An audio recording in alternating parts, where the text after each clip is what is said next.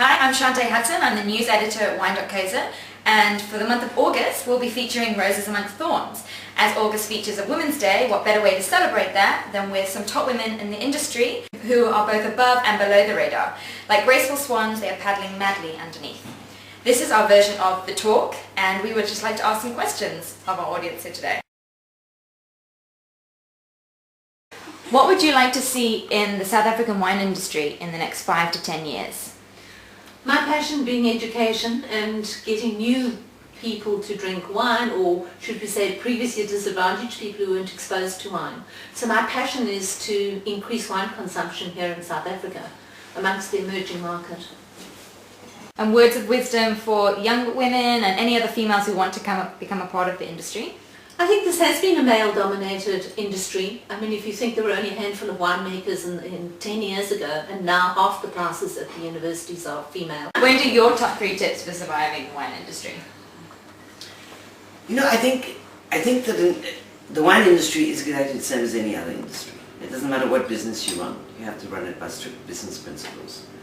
And I think that is probably the most difficult thing, because I think that the world of wine is incredibly competitive.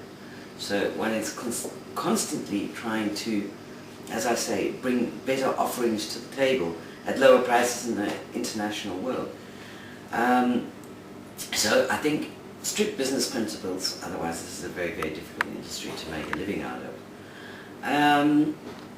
The other tips, probably don't swallow before 12 in the mornings, but it can be a lot of work. And I think that, you know, passion and attention to detail for me are really the things. This is a living product wine, and the cleaner your winery and the environment that you work in, the better the product. So attention to detail and passion goes a long way. Can I say something about it on this one? I'm the total opposite, but I'm not making as much wine as you. As someone who's making 5,000 cases a year, I think it should all be about fun. You should be selling wine to people that you like and have fun with, and I'm lucky enough that for making the small amount I do, I can sell it. But it's got to be fun, and you've got to be passionate about it. And I don't look at it, I look at it more as family and having time with the kids, and yeah, make some money to live off, but it doesn't have to be business. It's got to be about the fun. What I also love is when I see things in the industry, and because I know a lot of people, and then I have an idea and I think, great, let's start an event. And then I get other people and we're all excited, and before we know it, we've got a thing going. And I just think the wine industry, to take it out to the public, to come up with new ideas and new concepts and new events and ways to interact with wine, which is kind of like I like to do it, which is to have fun. And the wine industry generally has nice people, you know, and people are open to do things. And it doesn't have to always cost millions. No. You know, you can easily get something going just because you have a great idea, it's going to work. And I think we also have the added factor that as women we have intuition. And I think that's something that contributes positively to the wine industry now, with more women being involved in the wine industry. I think the most challenging for me in a day is to change my hats about 20 times at least a day. And I think the biggest challenge for me is getting to school on time to fetch my daughter.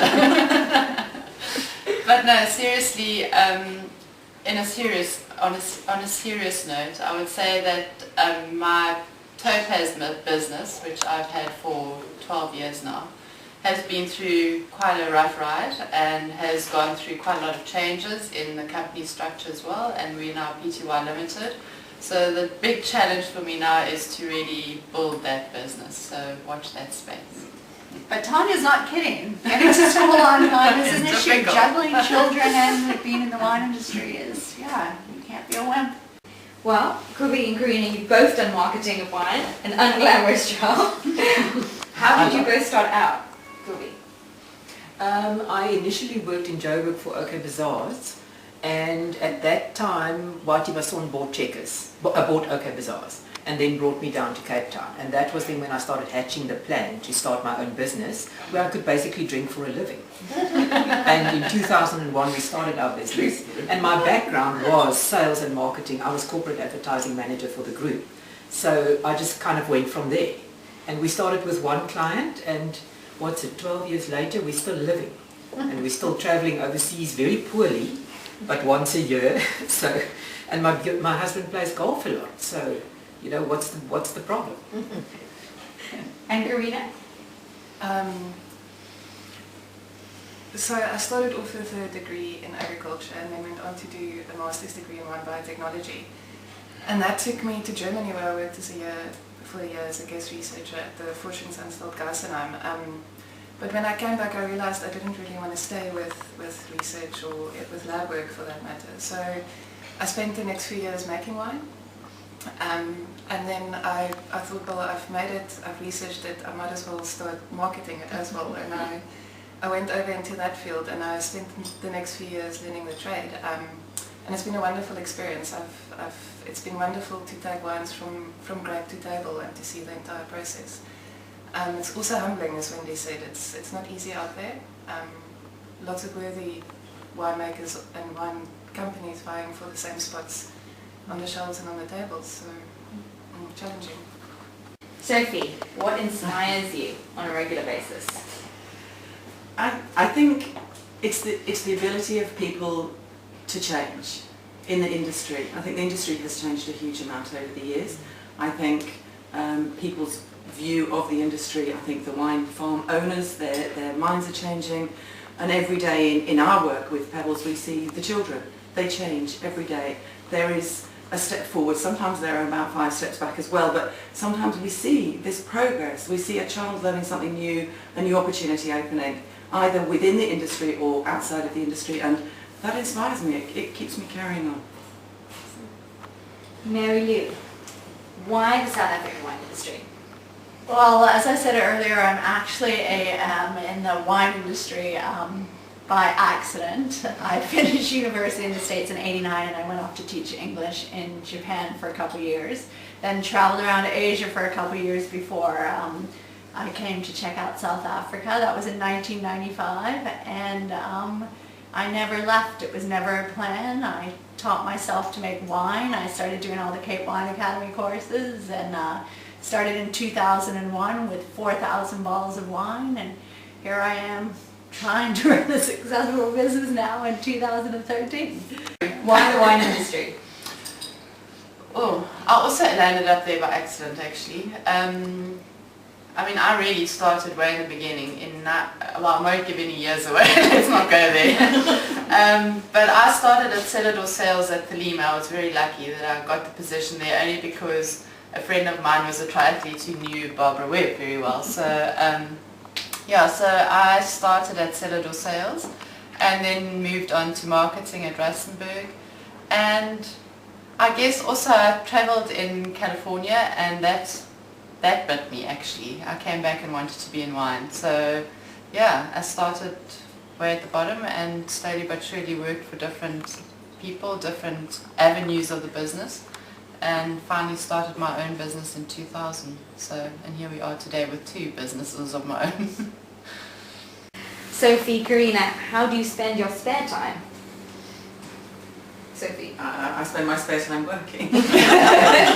No, I have 2 incredible children, so I spend any spare time I've got taking them to soccer or birthday parties or just hanging out at home. That is my spare time. We spend a lot of time down in Arniston. You will find me on the beach with I was going to say a glass of Savannah, but actually perhaps I should say a glass of wine. With the kids playing, bodyboarding. That's how I spend my time. And Corina? It's a good question. I'm trying.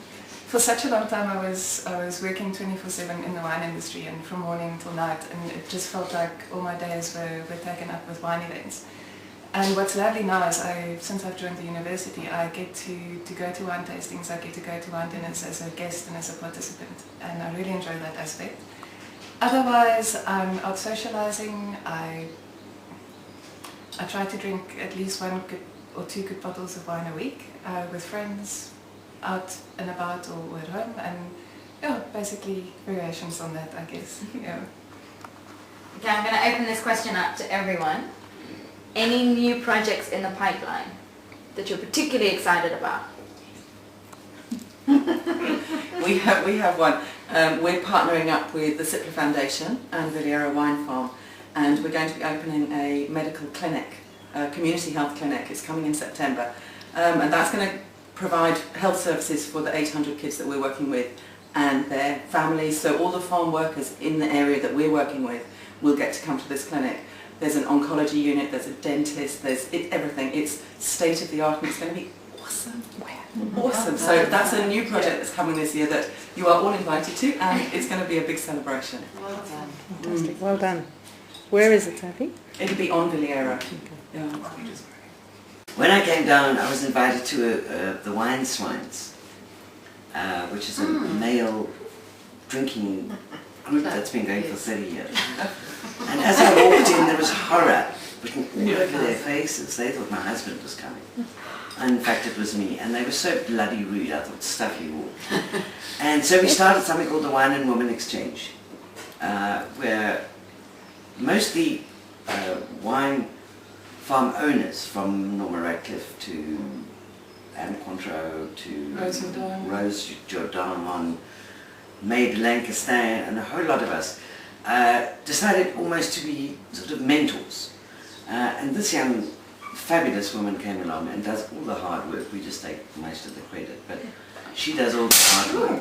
And what we do is that we interact with younger women in the industry and encourage women to come into the industry. Winemakers, marketers, whatever, and we have these wine evenings where we do fabulous tastings and bring fantastic wines to the table, and really do it from a perspective of getting we don't want to overstate our importance in terms of being role models, but we are available to anybody who has an issue around whatever area that they're involved in.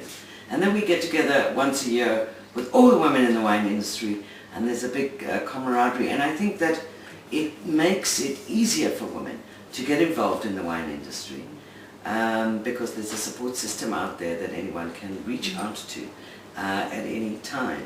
So that's been very, very exciting. And if you look at someone like Andrea Malinu, who's now one of the top young winemakers in the country, girls, we can do it.